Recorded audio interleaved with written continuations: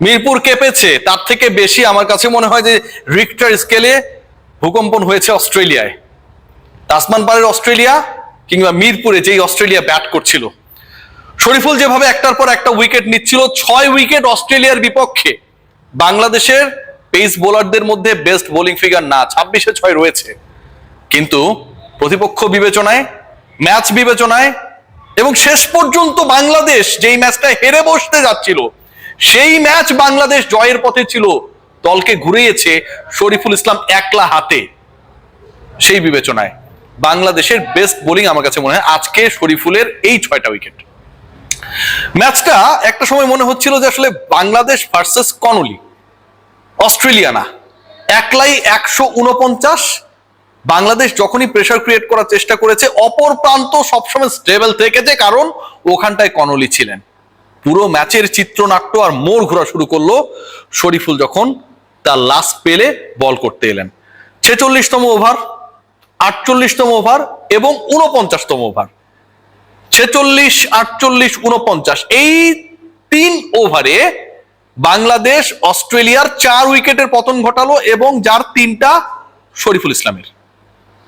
কি হয়েছিল একটু যদি বিশ্লেষণের চেষ্টা করি, যখন পার্টনারশিপ গ্রো আপ হয়েছে, আস্কিং রান রেট 3-এর কাছাকাছি চলে এসেছে, 46তম ওভারের দ্বিতীয় বলে পিককে শরীফুল পিক করে ফেললেন, আউট করে ফেললেন।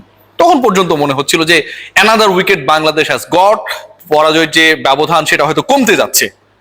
এর ঠিক পরের বলে 45 ওভার 3 বলে 46 ওভারের পরের বলটাতেই বার্টলেট কন, এবং শরীফুলে 5 হয়ে গেল। আগে 3 উইকেট নেওয়া শরীফুল আরো 2টা পেলেন। এর আগেও 1 ওভারে 2 উইকেট নিয়েছিলেন। অস্ট্রেলিয়ার ওপেনিং পার্টনারশিপ ভাঙার ক্ষেত্রে তিনি একটা বড় রোল প্লে করেছেন শুরুর দিকে। 46তম ওভারের দ্বিতীয় এবং তৃতীয় বলে 2 ব্যাটারকে ফেরাল। এরপরও মনে হচ্ছিল যে অস্ট্রেলিয়া পারবে, কারণ অপর প্রান্তে তো কনলি রয়েছেন। 48তম ওভারে শরীফুল আবার এলেন, এবং এ ওভারের তৃতীয় বলে শরীফুল ইসলাম ডারসুইসকে ফিরিয়ে দিলেন। ম্যাচটা আসলে জমে উঠলো যখন তারা তাদের 8ম উইকেটটা হারালো। মিরপুরের শেরে বাংলার গ্যালারিতে যারা উপস্থিত ছিল, তাদের ভয়েস, তাদের গর্জন, তাদের দলকে সাপোর্ট করার যে তীব্র চিৎকার, সেটা যেন এক একজন 10 জনের সমান করে নিবেদন করছিল এখানটায়। কনলি রান নিতে চান না, কারণ অপর প্রান্তের সেই আনইউজড ক্রিকেটার যে বেসিক্যালি বোলার, সে চলে আসলে হয়তো মুস্তাফিজ আউট করে দিতে পারেন।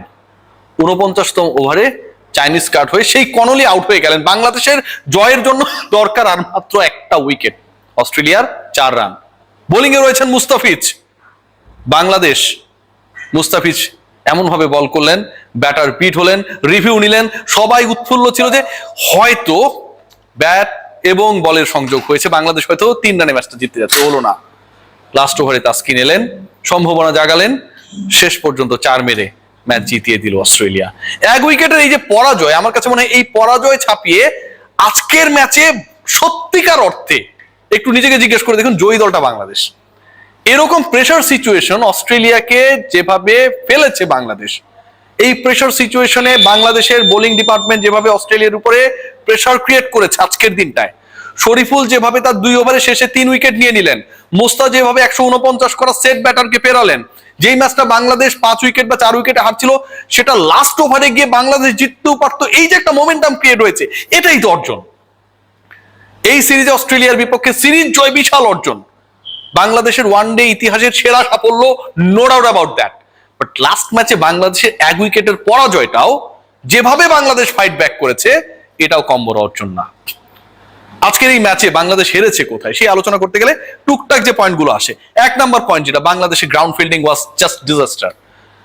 আজকে যেভাবে সৌম্য সরকার তাসকিনের বলে ক্যাচ নিয়েছেন, যেভাবে ওই হাফ সেকেন্ডেরও কম ব্যবধানের মধ্যে সৌম্য সরকার দুর্দান্ত ক্যাচ নিয়ে বাংলাদেশের মোমেন্টাম ক্রিয়েট করেছিলেন, গ্রাউন্ড ফিল্ডিং এ বাংলাদেশের সেটার প্রতিফলন ঘটেনি। যেভাবে নুরুল হাসান সোহান উইকেটের পেছনে আজকে অসাধারণ ক্যাচ নিয়ে আরো একটা উইকেটের পতন ঘটিয়েছিলেন। দ্বিতীয় কারণ যেটা, তাসকিন আহমেদের 1 ওভারে 3 ছক্কা। ব্রাজিল আগের রাতে পারে নাই, আজকে তাসকিন পারে নাই। তাসকিনের সেই ওভারটা আমার কাছে মনে হয় বাংলাদেশকে চরম মূল্য দিতে বাধ্য করেছে। যখন 3 বলেই 18 রান হয়ে যায়, এবং খেলাটা যখন শেষ ওভারে চলে গেল, বাকি ছিল মাত্র 3 বলের খেলা, প্রয়োজন ছিল 1 রান, ওইখানটা একটা ছক্কা কম হলেই হয়তো ঘটনাটা অন্যরকম হতে পারত। তাসকিনের আউট অফ ফর্ম হওয়া, ওই একটা ওভারে তার উপর চড়া হওয়া বাংলাদেশের পরাজয়ের দ্বিতীয় কারণ। তৃতীয় কারণ Nazmul Hossain Shanto, captain, but the way he batted. Power প্লেতে তিনি ব্যাট করেছেন, পাওয়ার প্লেতে আপনার উইকেট যেতেই পারে, তার মানে এই না আপনি 50 বলে 24 করবেন। এটা শান্ত নিজেও একসেপ্ট করবে না, I am damn sure.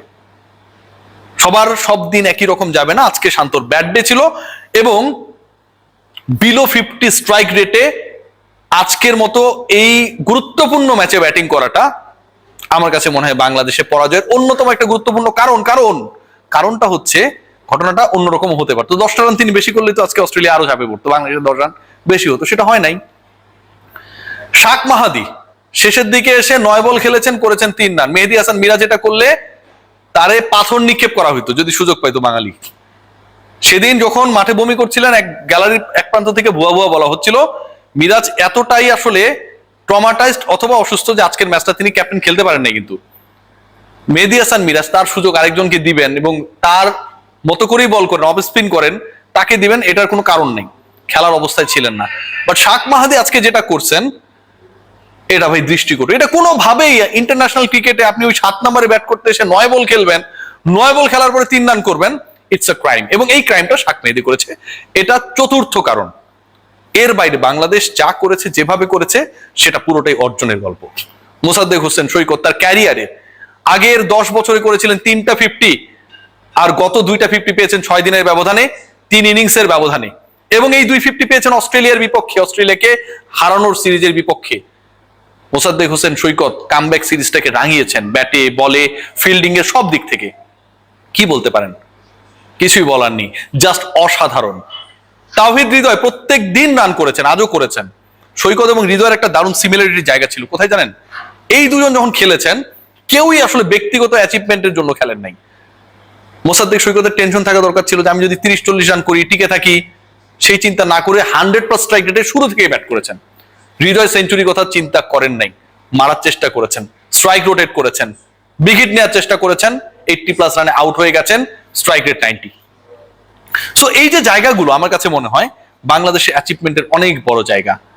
But end of the day পুরো দলটা যখন বাংলাদেশ এবং পুরো দল যখন অস্ট্রেলিয়ার ওই 11 জনকে, বিশ্ব চ্যাম্পিয়নদের ঘরের মাঠে স্পোর্টিং উইকেটে ডমিনেট করে হারিয়েছে, লাস্ট ম্যাচটাও ডমিনেট করেই হেরেছে, এর থেকে বড় শান্তি, তৃপ্তির জায়গা আসলেই হতে পারে না। সৈকত এমন একটা রেকর্ডে ঢুকে গেছেন, রান করেছেন 157, তার এভারেজও 157। সাবকন্টিনেন্টাল ক্রিকেটারদের মধ্যে অস্ট্রেলিয়ার বিপক্ষে দ্বিপাক্ষিক সিরিজে তার এই 157 এভারেজ 3rd বেস্ট। ভাবা যায়? অসাধারণ। বাংলাদেশ দলের প্রতি হ্যাটস অফ এবং thanks to all the supporters, যারা আসলে কিছু মানুষকে ভুল প্রমাণ করেছে। যেমনটা বাংলাদেশ দল ভুল প্রমাণ করেছে অনেককেই, যারা ভেবেছিল বাংলাদেশ কেনিয়া হয়ে যাবে। আজকের এই অর্জন, বাংলাদেশের এই পরাজয়, এন্ড অফ দ্য ডে পরাজয় ছাপিয়ে অনেক বেশি আত্মতৃপ্ত করে। শেষ পর্যন্ত বাংলাদেশ হাল ছাড়ে নাই, শেষ পর্যন্ত অস্ট্রেলিয়াকে শেষের 4 ওভারে 4 উইকেট নিয়ে চাপে ফেলেছে এবং শেষ পর্যন্ত বাংলাদেশ এমন একটা মোমেন্টাম ক্রিয়েট করে হেরেছে যেই জায়গা থেকে বাংলাদেশ জিততেও পারতো।